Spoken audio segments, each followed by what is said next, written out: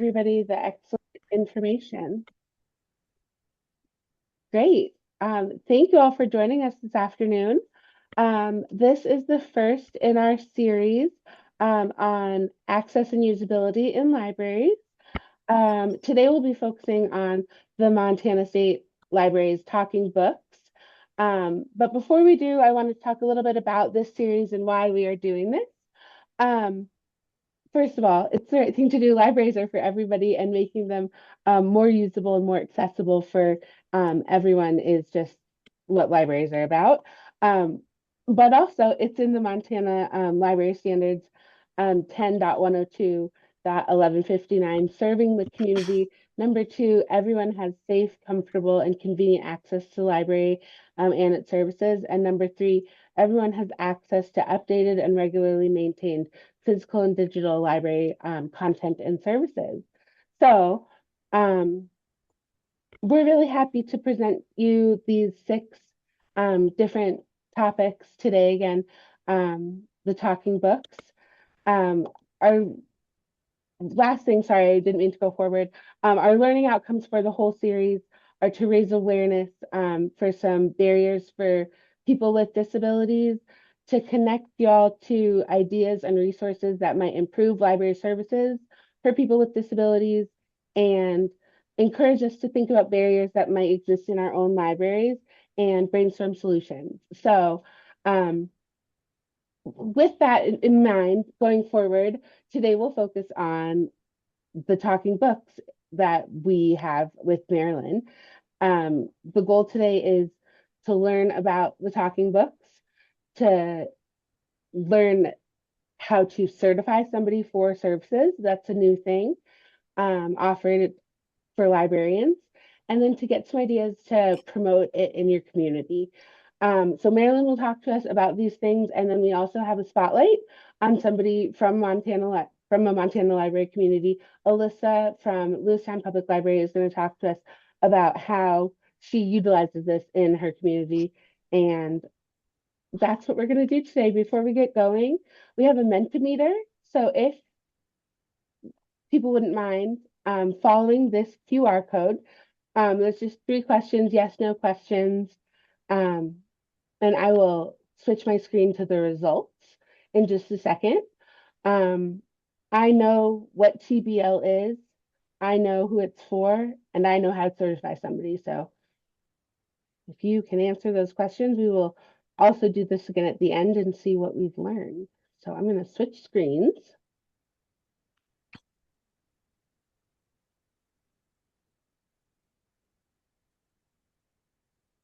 And we can hopefully start seeing these come in live.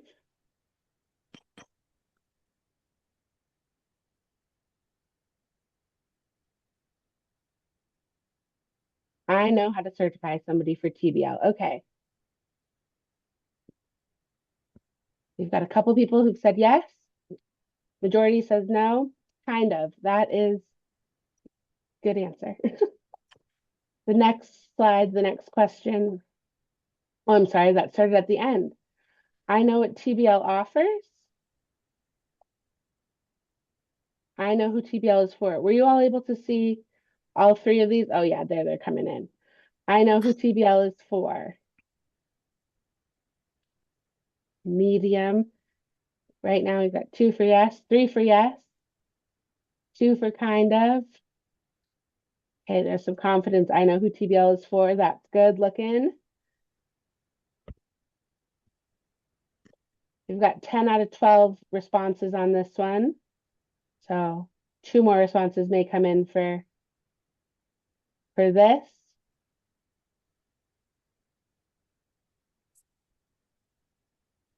I know who TBL is for. Okay. I know what TBL offers. Sorry, I think there must just be a slight lag. Kind of. That wins out so far. I kind of know what TBL offers. Okay, well, we're gonna change that today. Mm-hmm.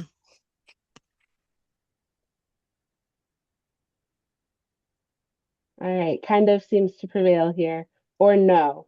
So We're going to educate. And then I know how to certify. We're going to educate today. Okay, we'll get back to the presentation and I'll hand it over to Marilyn. Since she is um, the expert on this from the state library. She has worked for the state library in this role for 6 years, and I'm really excited that she's talking about this with us today. So back to our slides, move forward. Those are our results. Marilyn, please take the wheel. Let me know when you'd like me to advance the slide. Okay. For sure. So, hello everyone. Thank you for joining us today to talk about talking books. This is a program that's very near and dear to my heart, so I love to talk about it. So first of all, I'll tell you a little bit about the name. So right now the program is called Montana State Library Talking Books. Previously, it had been called Montana Talking Book Library, but we recently did some research and found out that people didn't realize that the Talking Book Library was a part of the state library. And so we changed the name to try and help people remember that this is from the state library. So you might see things that still say Montana Talking Book Library on it. Those are still valid. Those forms and everything can still be used. But just know that we're trying to make the name a little bit less confusing. So this program is a free service for Montana residents who are unable to use standard print materials due to visual, physical, and/or reading disabilities. And it's a program for people of all ages. So from birth to death, it is anyone who is experiencing these issues is eligible for this service. And this service is really a partnership between three organizations. Our library, our Talking Book Library, is a part of, it's a regional library of the National Library Service for the Blind and Print Disabled, and that is a part of the Library of Congress. We get most all of our equipment from them. We get a lot of the books in our catalog from them. They get money from the federal government to have this program, that kind of thing. We also partner with the Utah State Library program from the blind and disabled. We have a lot of our services go through them. So when people call the library, they can talk to a librarian there and they can talk to them about, what they like to read, what books they want to order, that kind of thing. They also ship all of our equipment out of Utah. And they also do some recording of Montana book titles and add those to the catalog as well. So really it is just a partnership between all of these organizations, and all of these organizations make it possible to serve this community. Next slide, please. So eligibility. There's 4 different categories: blindness, low vision, physical, and reading disability. So, and there's a lot of different conditions that make a person eligible under each one of these categories. So obviously blindness is kind of self-explanatory, but low vision can be anything like macular degeneration, glaucoma, any sort of difficulty seeing, and it doesn't even have to be like a very, very bad condition. If they're just struggling even a little bit to read words on a page, they would be eligible for our services. Physical disability, these are things like tremors, shaking from like Parkinson's or Huntington's, things like that, muscle weakness in their arms, a TBI, traumatic brain injury, things like that, where you can't concentrate on the words on the page. That would allow you to be eligible for our services. And then reading disability. So that would be anything like dyslexia, dyscalculia, even ADHD, if it is difficult for a person to, again, concentrate on the words on the page, so much so that they're not able to read, then they would be eligible for our services.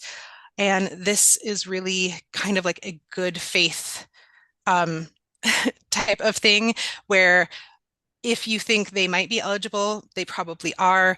And we just want to have as many people on this service that could benefit from it as possible. So we like to include more people than try to exclude anyone. So next slide, please. Okay, so first of all, sorry for this wall of text, so many different professions, but I just wanted to make people aware that so many different people can certify these applications. And what I mean by certify is just that a person, any of these people that is on this very long list can say, hey, this person meets the criteria to be eligible for this service. And that is pretty much it. On our applications, it is just the name, title, like of the and the organization. So just some contact information, and then it just says, I certify that this applicant is eligible for NLS and TBL services. So it's a very small little paragraph that's on our application, and all of these people can certify. As you can see, the very, very last one, librarian. And so that is why we're talking here today. Next slide, please. All right. So the steps on signing up. So complete an application. Our applications are on our website. Our applications are on our website. You can also contact me and I can send you a paper copy. We have an online application that can be filled out and submitted online. Whatever is easiest for you, whatever is easiest for the applicant. Then they would just need that certifying authority signature. And like I said, it's a very small little paragraph that's on our application. And basically, it just says that this person is eligible. And then they can mail, email, or like I said, online application. And then, sorry, I can't, last one. So then once the application is received, it is processed, and then a patron is either set up with our online downloadable books, or books come through the mail and a player comes through the mail. Next slide, please. All right, delivery of materials. First of all, I have to point out the USPS truck. It's their new EV vehicles, which I absolutely love the look of them. They look so funny. Anyway, so like I said, there's two different ways that books can be received by patrons. Books through the USPS, like I said, all the books and the player would come to the patron's home and they can listen to them there. Or if they have a device like a phone or an iPad or something like that, and they think they're tech savvy enough, it's really not a difficult application to get through. But they can have books on demand. They can have access to our entire catalog and download automatically. There's no holds for our books. And so if they see the title in the catalog, they can download that right away. And I will say one more thing about USPS. All of our mail is the postage category is free matter for the blind, and that is a free postage. So all of this is free. And I will probably mention that again because that's such an important thing. And so when you go to, if you're mailing in an application, please feel free to use that free postage. That's what it's there for. And so that your library is not charged or anything like that. Next slide, please. All right, public library accounts. So as I said, librarians can certify applications for patrons, and then also libraries can sign up to have their own accounts. These are really largely just demonstration accounts. So you can receive a physical player and a book or two, and you can use that to be able to show patrons how to use the equipment. You can also have a BARD demo account, and that is, like I said, our online access, and you would be able to download any of the books that are out of copyright. I think there's like 20 books or something like that in the catalog that you could download. But again, that's to be able to demonstrate to patrons how to use the service. and how to download themselves. And then also patrons can use the library for access.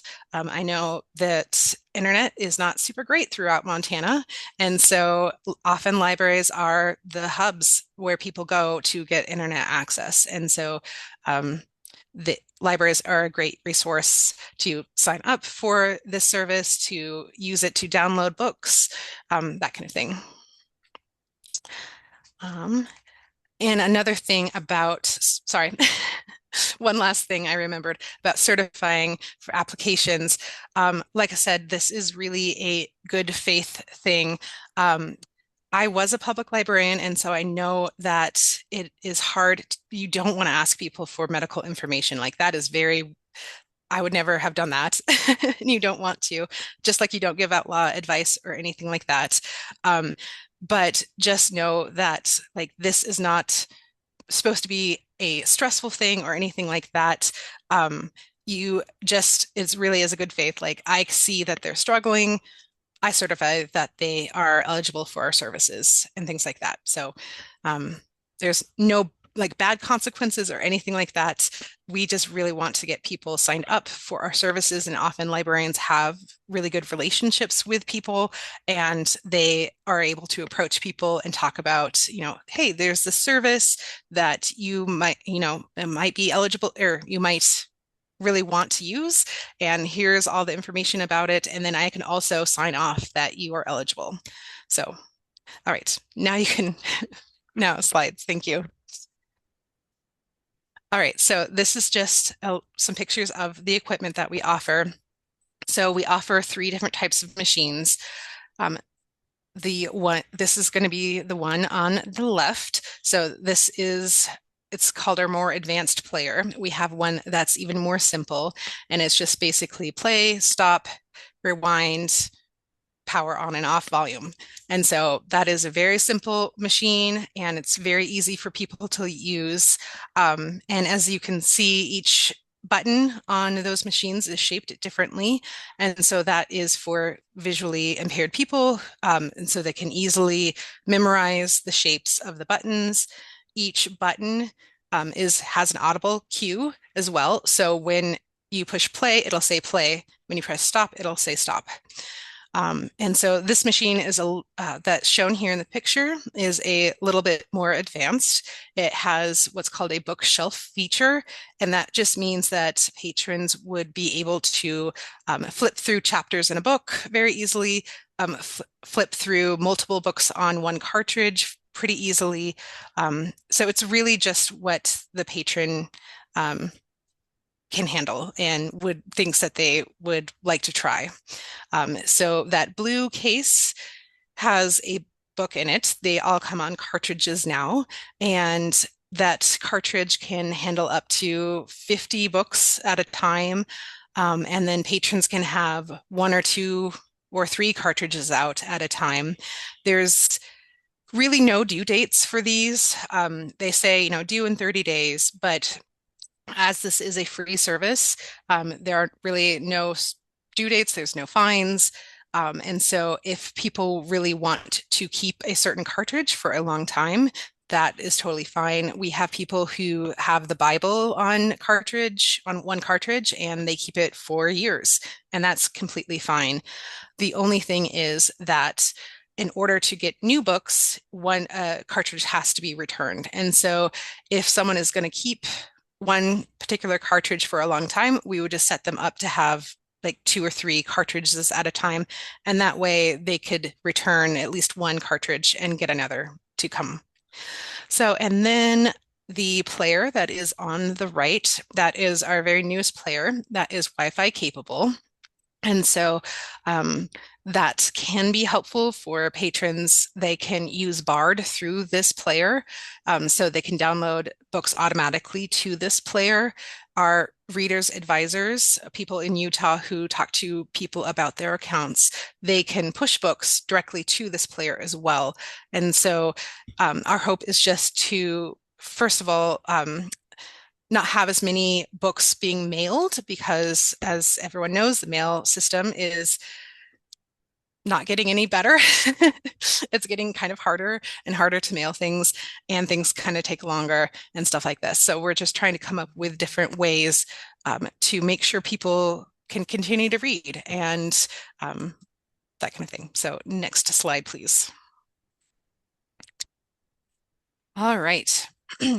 We also offer a refreshable Braille e-reader that is on the left. As you can see, that's pretty self-explanatory. It works very similarly. There is a USB drive that's on the side, and you can just plug in a little USB to that and load books on there. And then thing, the piece of equipment that's on the right is an iBill, and that is for people who are blind or visually impaired. And people would just slide a dollar bill or a $10 bill into that little slide, if you can see on that piece of equipment, and it will just audibly tell you what that bill is. So we offer quite a few different things for people, and sorry, I just lost my train of thought. But yes, we offer a lot of different things for people, and hopefully we can get each patron exactly what they need. Our service is very good about, you can try something for a while. If you don't like it, please return it. We'll try to get you something else that you like. So it's very customizable for people. Next slide, please.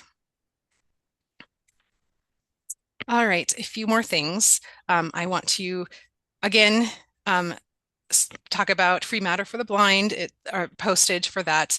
I can't stress that enough because it is free, and it's such a great thing that we have, and people should definitely use it if you're mailing things for the blind or for this program, that kind of thing. So there is also a service called NFB Newsline, and we don't offer it through our library anymore, but we have offered it in the past. Now it is offered through the Department of Health. And this is just a news service for people who are eligible for our services as well. And so each morning newspapers get read into this service, and then people can access them. And we have 7 or 8 local Montana newspapers that are on this service. And so people can, it either is through telephone or through the internet, they can access their local paper. And then let's see here. So we have a very large catalog. We have over 400,000 titles in our catalog, and that's growing every day. Each state has a recording studio, and they're producing their own titles. So Hawaii is producing things that is good for Hawaiians, or like a Hawaiian like author and things like that. So again, we are adding things all the time, and there is this thing, you don't really need to know the name of it. It's called the Marrakesh Treaty, but really the only thing that you need to know about that is that it is an agreement between the United States and several other countries to share books back and forth. Other countries have similar programs to this, and they just made that agreement to be able to share books in other languages, so people who living in those countries could have access to languages. And so there are over 30 different languages that are on in our catalog, and we're striving very, very hard to add more and more books all the time in different languages. And speaking of, that leads me to our recording studio, and that is the picture that is on the right. That is Thunderous. It is a graphic novel, and a few years ago, I worked with the authors to record that. And we are trying to record books in native languages, and also books by Native American authors and things like that, just because that is something that's really lacking in our catalog right now. And so that's just one of the titles that we had recorded, and I think that's really cool. We've also added Blackfoot and Cree recently, and so again, we're just trying to add as many different languages as possible to this catalog so everyone can read. All right, next slide.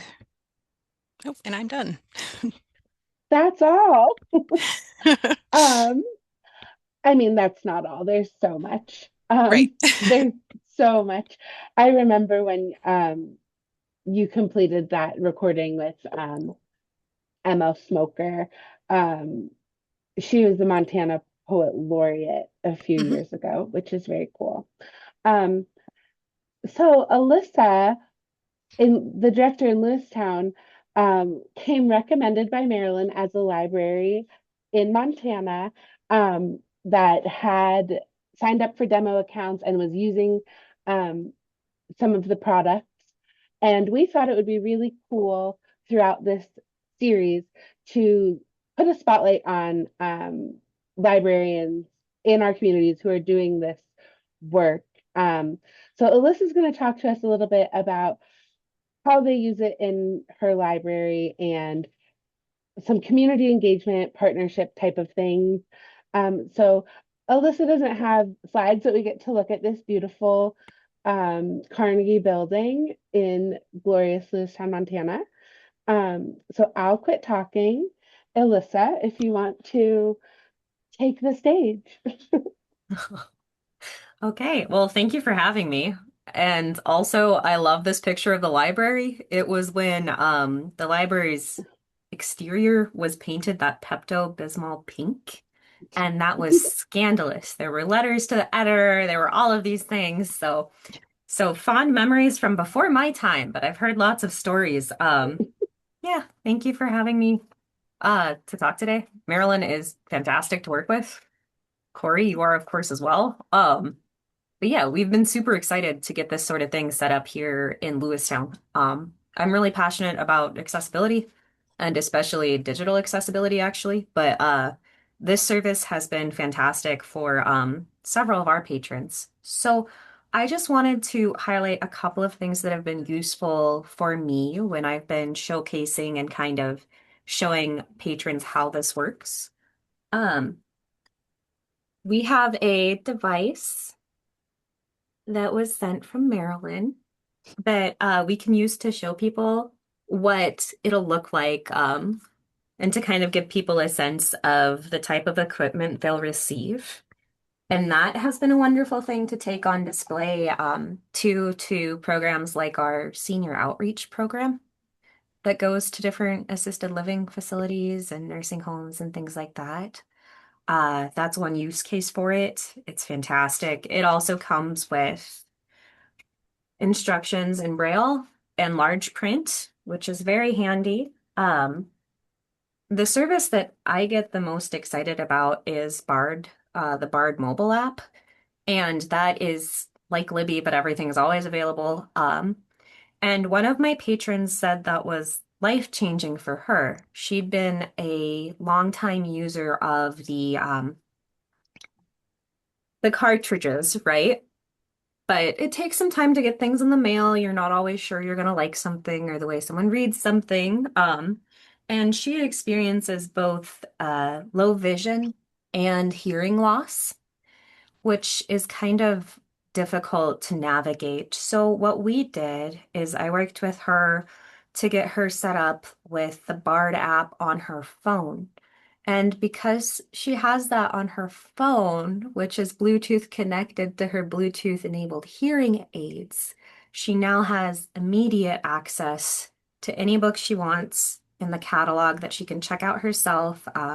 She has all of these accessibility features on her phone for uh, navigating lower vision and having things zoomed and everything like that. And she said that having it come directly through her hearing aids has made a world of difference with how well she can understand the audio and hear the audio. So I just wanted to recommend that approach. I think it's if people have devices, that's wonderful. I'm super curious about the Wi-Fi enabled uh, players too. I hadn't seen those. Those are fantastic. So that is something that I think has convinced some of my patrons to try it, to know that they can use devices they already use. They don't have to learn anything new, and they can get it straight through their hearing aids. And then The other thing that I'm really curious about and that I'd like to do more promotion about in the future is this, and Marilyn, correct me if I'm wrong, but I think like one of the things that I've been curious about when someone I knew had a stroke a while back is that the Talking Books Library is also people are eligible if it's a temporary disability. So if you It is. experience, Mhm. yep, good, a stroke or if you break an arm, or I suppose if you like break a hip and can't get to the library, Mhm. all of those, I feel like we have quite a few people in our community who are avid readers, especially older people who might be more socially isolated. And having things like that can be incredibly difficult if you're already like living alone or fairly isolated anyway. So, I'd like to look into promoting short-term use of the Talking Books Library to help people through situations like that. I think that would be incredible. But yeah, Marilyn is fantastic to work with. I have loved getting to know more about the Talking Books Library, and I'm just so excited that we have this service that we can offer to patrons. So I think that's all I have, unless Corey, you'd like to hear about anything else, or I'm forgetting anything. I'm just curious. So one of the things, and this is just a question. Mhm. Um, One of the things that really struck me when learning about talking books is that it isn't just for low vision. Um, I think that the reading disability Yeah. element, um, do you do you know of any like patrons in your community who are using it not for like a low vision type or like physical ability? I don't, but I think that's something I've been really curious about. Several of my closest friends growing up had really severe dyslexia, right? That made Mhm. reading really difficult, and they would have absolutely loved a program like this. And Yeah. so, yeah, how do you connect? Mhm. Like, would that be something we would want to connect with the schools and homeschooling groups with, or do you know if there's anyone around the state that's doing that Off the type of top of Okay. my head, I don't know, but Mhm. I wonder if there are some, you know, you know, educators in communities that would have students to refer to this program Yeah. because Mhm. yeah, there's like a whole different type of text that works better if your Mhm. brain can't comprehend a certain type of font or something like that. But Mhm. that really struck me when Marilyn has brought that up because I think we think about talking books as for a very specific demographic, um, when really it's expanded to include a lot more people than you originally think. And Marilyn and Mhm. I did have a conversation recently about like how would you approach a patron with this. We're both former public librarians, um, and so we were just talking about like, oh, there's a there's many different ways to approach something, but there's a pretty different way in being like, looks like you can't read, or Oh. or um, hey, there's a service. I used to get a patron who would regularly ask me to read their Mhm. emails to them or read the web page to them, which if you're working at a busy service desk, you likely don't have the um, time to sit and read through everything, but you would like to help. You would Yeah. really Mhm. love to be able to. Um, And, at the time, I definitely didn't know enough about talking books, nor do I think librarians could certify at that time. But I Mm. think um, just having the confidence, like to tell somebody, like, oh, there's a service through the state library that might be really beneficial to you. Um, are you interested in learning a little bit more about it? That's really Mhm. different from, something's off here. Right. Yeah, it's less about like you making a judgment call on them and just saying this is offered and it could be beneficial. Right. Yeah. You And know I something? oh, Oh, sorry. sorry. Go ahead. And I will say I have done quite a bit of outreach to school counselors, and that seems to be pretty good because generally they will know if they have the types of students that would be eligible for this service. But I can always do more. And we should definitely do more because, more people really should learn about this. And I think I saw a comment about how this would be so good in schools, and it definitely would be. This would be so beneficial for school age kids. So, Yeah, I, and Marilyn, you are like a one-woman show. I don't think that's been stated yet in this presentation. Marilyn has been doing this for 6 years, but she does not have like staff or support or anything. And this is only a part of what she does. She does so much. Um, so part of this series, and I like that this is the first one, is just letting people know about it. And I think librarians know this. We can always share our mission over and over and over again and meet somebody new every time. yep. Um, so not only is Marilyn doing the outreach, but like I loved Alyssa's comment about like, oh, we take this and talk about it on our senior center visits. I know that there are community partnerships out there. Every single person who's logged on watching this has a community partnership or knows somebody in their community who's an advocate with communities that would benefit from this, whether it's a PTA parent or a senior center volunteer or X, Y, or Z, like somebody, you can just share the wealth, share the knowledge. Mhm. I wonder if it's something that we could promote as part of next year's summer reading program. I'm always curious about making that Mhm. more accessible for people.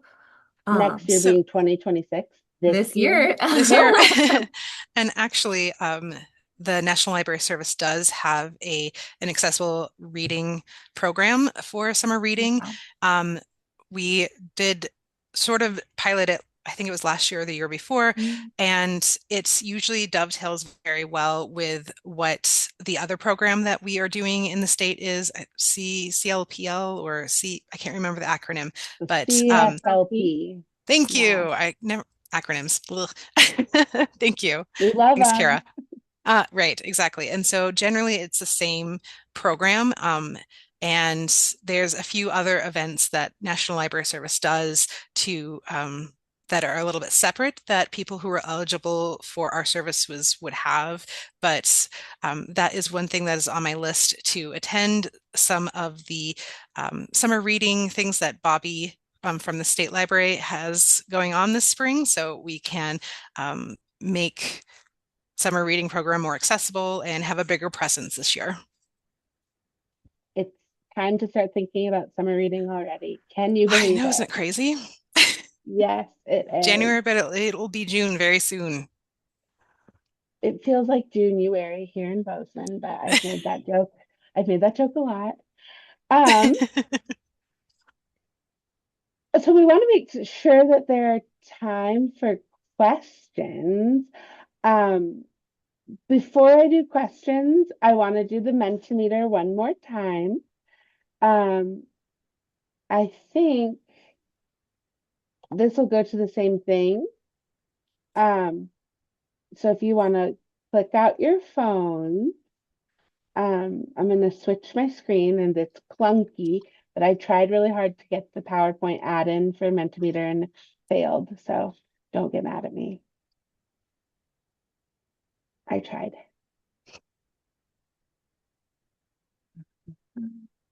Oh, I closed it. Bum, bum, bum, bum, bum, bum.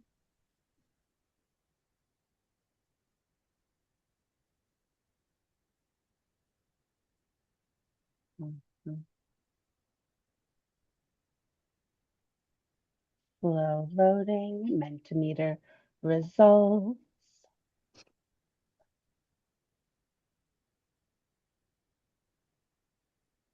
My gosh, this is slow. I apologize. Well, while that's loading, another thing I thought of is that anyone can contact me if you have questions about obviously this program, but other ways you can make your library accessible. Like I know of organizations that help with technology and things like that, like screen readers and things, not only for your library, but also for patrons themselves. So Corey, you mentioned the patron who had trouble reading their emails. They can get their own personal screen reader, and that's super helpful. So if you have any questions about patrons who need equipment and things like that, please feel free to contact me. I'd love to put you in touch with those people. And we have our contact information on the last slide. Yep. Don't anybody worry. Nobody worry, please. Okay, so I know who TBL is for. There's a little more confidence here. I know what TBL offers. Are these the old results? I refreshed them. Oh, wait, it's changing. Somebody had changed their mind. Hmm. Oh, it's changing more. It changed a little bit more. Maybe I'm putting the pressure on. Don't feel pressure, but do you know what TBL offers? Um, kind of. Okay, we'll accept that. I know how to certify somebody. I think there may be a lag in these results because I do see them changing. Um, this is still about 50-50 kind of yeah and no. So maybe it's time for questions. Um, I have not been monitoring the chat. I apologize. Um, let me switch back. Um, Corey, Alyssa did have a question about hearing loss. So, Marilyn, I don't know if you want to address that question about does hearing loss qualify someone for services? Unfortunately, no, it doesn't. They would have to have either they would have to have another disability in order to be eligible. We do offer services for deaf blind, but not just deafness.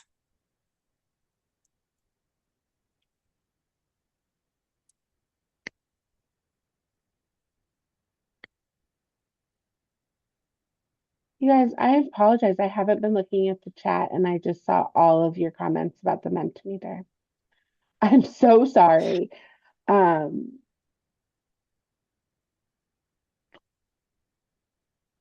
are there any other questions about services, the materials? I want to check out some services or check out some materials, not like have them in my possession, but next time I'm in Helena in your office. Yeah, please do feel free to unmute yourself. I'll pop up the rest of our slideshow, but we are nearing the end. Okay. Um, There, oh, go ahead. sorry, there was a good comment in the chat saying the Wi-Fi players can download books, but do not have Bluetooth ability with hearing aids yet. And that is true. So the new player that is Wi-Fi capable, unfortunately, does not have Bluetooth.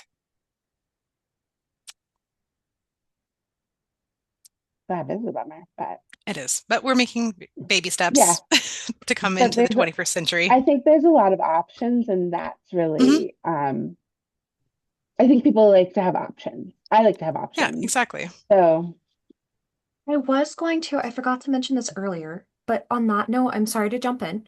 Um, Please. we did for our playaways, we purchased Bluetooth adapters so that you can plug in just like you would with any audio jack, and then it will still Bluetooth to your AirPods or whatever you're using to listen. So I wonder if that might be a way if the Wi-Fi players have audio jacks They um, do. to get that synced with hearing aids if needed. They're super cheap, and yeah, we just got 3 or 4 for checkout so that patrons could do that or in their car or whatever for those playaways specifically. Thank you. That's awesome. that's a great solution. Um, So while you all are thinking about some experiences or questions that you'd like to share, um, on our website, for more information and additional resources, um, msl.mt.gov/TBL is going to be a great homepage. From there, there are a lot of links. I think there's a link to the BARD catalog. There's a link to the patron guide, which I found really interesting. I feel like I learned a lot just by reading through it. There is information about other states in the region in there. So, if you have new patrons from Montana who just moved here from somewhere local, or somewhere not in Montana, they might be familiar from their library in the past. But if not, Mhm. I wanted to make sure to point this out. So we really just have this one resource to share because on there are multiple. Mhm. Uh-huh. I'm gonna go one more forward. It's everybody's favorite time, an evaluation survey. We really do just want to hear from you for the last couple of minutes. I think we've got about 12 minutes left, and I'd love um, if people have. Oh, I apologize for whatever I just did there. Scrolled through the wrong thing. If people have experiences, I did not have any experiences when I worked in the public library. And for somebody who asked a question online just now, library staff absolutely can be a certifying authority. You don't have to be a medical doctor. You don't have to be somebody's teacher. Um, Marilyn mentioned it's a good faith effort. Um, I don't think they think people are abusing this service, and they really just Not at all. think there are definitely way more people eligible to use it than are currently signed up. That's not a unique to Montana thing. That is just a general um, thing. It looks like there's a clarifying comment in here, librarians, but not library assistants. Um, I guess I can't speak to that about certification. Um, I think that's one of our out-of-state colleagues, but Marilyn, do you know anything more about Mhm. that? The form just says librarian, and so In Montana, at least, library staff are classified in all different ways. So, mhm. um, again, that seems like a good faith, a good faith sentiment. So, oh, I apologize. I think I'm scrolling in the wrong window. Here's our evaluation survey if you have not. Um, all right, Nevada has chimed into the comments. Thank you so much. Library staff could certify. Ooh, love that. Um, I'm if looking it up on the website too because I thought library staff could too. So let me just double check. when in doubt, try it out. I wouldn't use that for life in general, but well, I do. But as far as certification for library services go, I tend to be on the generous side. Um, Yep.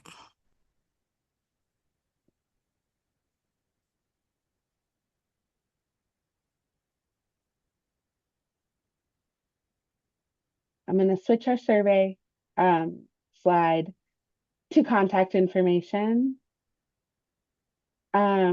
If you have questions about talking books, Marilyn is your gal.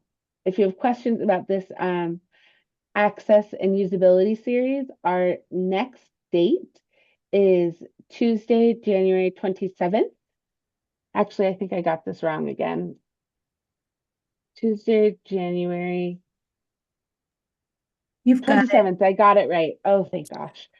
Um, it will be at noon again. The focus of that will be universal design versus the ADA requirements, because they're two different things there. I am not an ADA, I am an ADA expert for the purpose of this series, but I will not have ADA memorized. I can guarantee you that. Um, but it should be really fun. This series will continue through March. We will have a library to spotlight from Montana throughout. And we will have experts throughout as well. It's very exciting for us. I really want to make sure everybody gets their questions answered on here because we do have some more time. And we don't have to just stare at each other, though we can. Comment in the chat. I have a couple people in mind. That's wonderful to hear, Mary. I think we all probably have had experiences with patrons where this could be really beneficial to them. And librarians are all about helping, so why not promote it? The worst they can say is no thank you. So, well, they might not say no thank you. The worst they could say is no brusquely, but you're all welcome. I think if nobody has any questions, we can probably wrap up the recording and I'll stop my screen share.